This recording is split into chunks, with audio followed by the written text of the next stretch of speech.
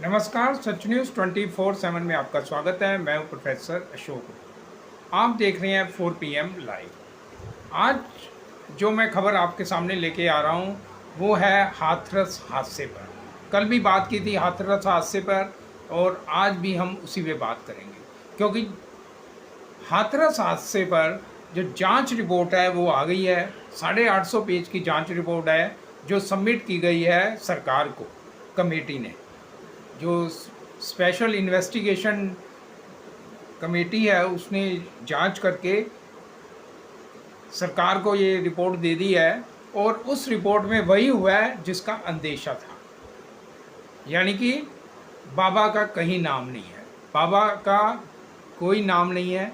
और जो जिम्मेदार बताया गया है वो बताया गया आयोजक को।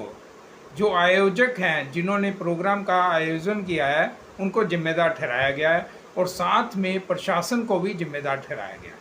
यानी कि जिन्होंने परमिशन दी थी उनको भी जिम्मेदार ठहराया गया और जिन्होंने परमिशन ली थी उनको भी जिम्मेदार ठहराया गया। तो ये जांच में आया है और ये कहा गया है कि जो आयोजक हैं उन्होंने गलत जानकारी देके परमिशन ली गई। उन्होंने कई तथ्य छुपाए, सही जानकारी प्रशासन को दी नहीं। जैसे उन्होंने कहा कि 80,000 लोग आएंगे और 2.5 लाख लोग वहाँ पे इकट्ठे हो गए। बैरिकेड की वहाँ पे व्यवस्था नहीं थी, कोई और व्यवस्था वहाँ पे थी नहीं। झूठी जानकारी देकर उन्होंने परमिशन ले ली और एसडीएम ने भी वहाँ पे दौरा करना उचित नहीं समझा कि वहाँ पे जाके देखे तो सही कि कम से कम जो परमिशन ली गई है, जो उन्होंने बातें कही हैं वो सही भी है कि नहीं। एसडीएम भी वहाँ नहीं गया तो उसका खमियाजा एसडीएम को भुगतना पड़ा। एसडीएम को सस्पेंड कर दिया गया है इस जांच कमेटी की रिपोर्ट आने के बाद। एसडीएम के साथ साथ सीईओ को भी सस्पेंड कर दिया गया है और तहसीलदार को भी सस्पेंड कर दिया गया है। इसके अलावा 3 लोग और हैं, 3 अधिकारी और हैं जिनको सस्पेंड कर दिया गया है। तो ये कार्रवाई की गई है और मामला अब सुप्रीम कोर्ट में पहुंच गया है, जिसकी सुनवाई 12 जुलाई को होगी।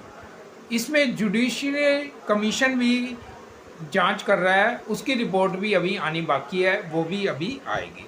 लेकिन ओवरऑल वही है जो नतीजा जो जांच कमेटी में होता है। अगर किसी मामले को आपने रफा दफा करना है तो एक जांच कमेटी बैठा दीजिए, 2 जांच कमेटी बैठा दीजिए, 3 बैठा दीजिए, बस वो मामला थोड़े दिन तक उसकी जांच की रिपोर्ट आ जाएगी। 850 पेज की रिपोर्ट आ गई, उसमें 128 लोगों के बयान दर्ज किए गए हैं और उन बयान में क्या है वो सब कोर्ट में जाएगा और सरकार को कमेटी रिपोर्ट सौंप दी गई है। अब सरकार इस पर क्या कार्रवाई करती है ये देखने वाली बात होगी। एफआईआर में फ़िलहाल जो है बाबा का नाम नहीं है एफआईआर में, और केवल 9 लोगों की गिरफ्तारी हुई है। और मीडिया जो है, नेशनल मीडिया, उसने अब खबरें दिखानी इसकी ऑलमोस्ट बंद कर दी हैं। जो मैंने कल ही आपको बताया था कि धीरे धीरे ये सब रफा दफा मामला कर दिया जाएगा। 123 लोगों की डेथ हो गई है, लेकिन उसका जिम्मेदार कौन है? शायद प्रशासन। बस कुछ लोगों को उसका जिम्मेदार ठहरा के जो बड़ी मछलियां हैं उनको क्लीन चिट मिल जाएगी। बाबा को तो लगभग क्लीन चिट मिल ही चुकी है, ये मैं आपको कल भी बता चुका हूँ। और कोई उम्मीद नहीं है कि बाबा कोई गिरफ्तार होगा या बाबा पे कार्रवाई होगी। उसका एक रीज़न ये भी है कि चुनाव आने वाले हैं, कोई भी राजनीतिक दल इसके खिलाफ, बाबा के खिलाफ आवाज़ उठाना नहीं चाहता। यानी कि जो बाबा बन गए हैं, आप आयोजन करते हैं, आपको सब माफ़ है। मैं आपको एक एग्ज़ाम्पल देता हूँ, आप खुद उस एग्ज़ाम्पल से समझ जाएंगे कि गलती किसकी है। मान लीजिए एक यूट्यूबर है, फेमस यूट्यूबर है, इन्फ्लुएंसर है, और वो एक आयोजन करता है। उसके जो फॉलोअर हैं, उसके सब्सक्राइबर हैं, वो उससे मिलना चाहते हैं। वो एक स्पीच रखता है उनके लिए, और मान लीजिए वो कनॉट प्लेस में एक स्पीच रखता है और कहता है कि 1000 लोग आएंगे, 1000 लोगों की परमिशन लेता है। वो क्या करता है, वो अपने नाम से परमिशन नहीं लेता, वो एक मैनेजर अपॉइंट कर लेता है और मैनेजर को बोलता है कि आप परमिशन ले लीजिए, मैं सिर्फ वहाँ पे जाऊँगा और स्पीच दे के आ जाऊँगा। मैनेजर उसके नाम पे परमिशन ले लेता है। परमिशन लेने के बाद जब वो आयोजन होता है तो वहाँ पे 1000 लोगों की बजाय 10,000 लोग वहाँ पे पहुँच जाते हैं और भगदड़ जैसी स्थिति हो जाती है। काफ़ी सेम इसी तरह का मान लीजिए हादसा हो जाता है वहाँ पे। और उस सिलसिले में पुलिस क्या कार्रवाई करेगी, मुझे आप बताइए। किसको कार्रवाई करेगी, किसको पकड़ेगी पुलिस? उस मैनेजर को पकड़ेगी या जो यूट्यूबर है उसको पकड़ेगी या दोनों को पकड़ेगी? क्या करेगी पुलिस? आप खुद ही सोचिए और कमेंट बॉक्स में लिखिए। आप खुद ही इसका समझ जाएंगे कि क्या सरकार कर रही है इसमें। इस केस में भी बिल्कुल वही हुआ है कि जो बाबा हैं उनको तो क्लीन चिट दे दी गई है और जो उनके मैनेजर हैं, जो मुख्य सेवादार हैं, उनको गिरफ्तार कर लिया गया। अब यूट्यूबर वाले केस में जो मैं आपको एग्जांपल बता रहा हूँ, उसमें अगर पुलिस उसको पकड़ लेती है जो मैनेजर को, तो स्पीच किसकी दी, बुलाया किसने था? यूट्यूबर ने, इन्फ्लुएंसर ने। तो उसके खिलाफ क्यों नहीं हुई कार्रवाई? ऐसा नहीं होगा। उस केस में पुलिस सबसे पहले जो जिसने बुलाई है, जिसने जो स्पीच दे रहा है, सबसे पहले तो पुलिस उसको उठा के बंद कर देगी।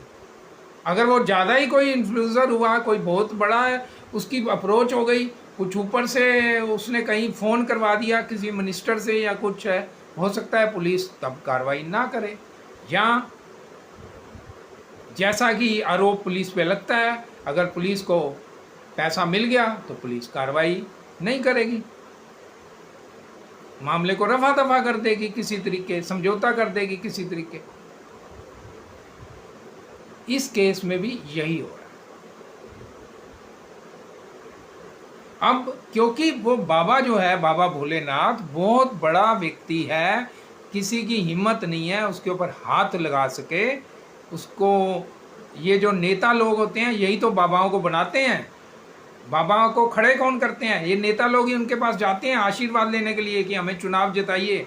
और जो ये बाबा है ये दलित वर्ग से आता है, तो उनको पता है कि अगर हमने बाबा के खिलाफ कुछ कार्रवाई किया तो दलित जो वर्ग लोग हैं वो हमसे नाराज हो जाएंगे, हमें वोट नहीं डालेंगे। यूपी में वैसे भी चुनाव है, तो क्या चुनाव के लिए इतने गिर जाते हैं ये नेता लोग कि कार्रवाई नहीं करते? मतलब जो लोग 123 लोग मर गए, उनके परिवार में के सदस्य चले गए, उनका परिवार बर्बाद हो गया और उनको कुछ लाख दे के, मुआवजा दे के बस ख़त्म कर दिए, क्योंकि वो गरीब परिवार से हैं। अमीरों का नहीं हुआ, गरीबों, वो सब जो लोग मरे हैं गरीब लोग मरे हैं, महिलाएं मरी हैं, बच्चे मरी हैं, उनको पैसा दे के चुप करा दिया जाएगा और ये मामले को रफा दफा कर दिया जाएगा। यही होता है। अगर वो लोग किसी अच्छी फैमिली से होते, किसी मान लीजिए उस परिवार में किसी नेता का बेटा होता, तो तब भी क्या ऐसी कार्रवाई होती? तब भी वो नेता पैसा लेके चुप हो जाता कि कोई कार्रवाई नहीं चाहिए, सिर्फ एक कुछ लाख या लेके मुआवजा लेके चुप करके बैठ जाता? नहीं। तो ये फ़र्क है एक गरीब के मरने में और एक अमीर के मरने में, एक बड़े आदमी के मरने में और एक छोटे आदमी। छोटे को दबा लिया जाता है, उनको किसी तरीके पैसा देकर संतुष्ट कर दिया जाता है और मामले को रफा दफा कर दिया जाता है और कार्रवाई के नाम पे कुछ नहीं होता, सिर्फ जांच आयोग बैठा दिए जाते हैं, जांच चलती रहती है। कुछ दिन बाद आप भी भूल जाएंगे, सब भूल जाएंगे इस बात को। और मीडिया तो वैसे भी बड़ी जल्दी भूल जाता है। मीडिया एक खबर चलाता है, उसके बाद वो 2-3 दिन देखता है उसका क्या रिस्पांस रहा, बस उस खबर को चलने के बाद उसका वो ये फॉलो अप भी नहीं करते मीडिया वाले, देखते भी नहीं है कि उसमें क्या कार्रवाई हुई है क्या नहीं हुई है, और अगली खबर पे वो लग जाते हैं। सरकारें भी यही करती हैं। तो जिम्मेदारी किसकी हुई? किसी की भी नहीं। तो हमारे देश में क्या गरीब लोग मरते रहेंगे? जरा सोचिए। और क्या इन बाबाओं के चक्कर में लोग पड़ते रहेंगे? अंधविश्वास के चक्कर में मरते रहेंगे? इन बाबाओं का कुछ नहीं जाना।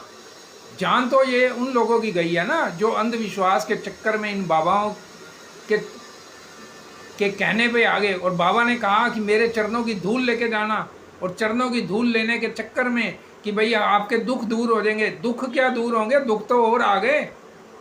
अरे बाबा इतना चमत्कारी था तो दुख उनके दूर करता ना। वो तो कहता था बाबा कि मैं तो मरे हुए को जिंदा कर देता हूँ। इस बाबा ने ऐसे ऐसे कांड किए हुए थे, पहले मीडिया दिखा रहा था, अब मीडिया ने दिखाना भी बंद कर दिया। जो बुजुर्ग महिलाएं हैं उनको तो सेवादार बना दिया जाता था, और जो जवान लड़कियां 15-16 साल की उनको गोपियों बना दिया जाता था। उनको कहा जाता था कि आप तैयार होके बस वहाँ बैठ जाना, आपने तैयार हो, कोई कुछ नहीं करना, सिर्फ तैयार होके अच्छे कपड़े पहन लो। उनकी एक वर्दी होती थी, श्रृंगार करके बैठ जाना। ये बयान दिया है मीडिया में, उनको दिखाया। अब बाबा की जो संपत्ति है, 24 आश्रम है, 100 करोड़ रुपए की संपत्ति बताई है, उस पर कब कार्रवाई होगी?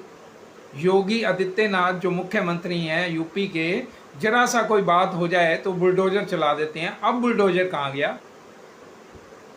अब ये बुलडोजर कब चलेगा इनके 24 आश्रम पे? कब कार्रवाई होगी, कब जांच होगी कि कितने ये पैसा इतना कहाँ से आया? और बाबा इतना होशियार निकला, उसने 1 रुपया अपने नाम नहीं रखा हुआ, कोई ट्रस्ट में उसका नाम नहीं है कि मैं तो फंसूं ही ना जी किसी में। वो तो कहता है मैं तो मेहमान था जो भाषण देने के लिए आया था, मतलब भाषण क्या, प्रवचन देने के लिए जो आया था वहाँ। तो ऐसे होते हैं बाबा। आगे भी बाबाओं पे हमारी रिपोर्ट जारी रहेगी।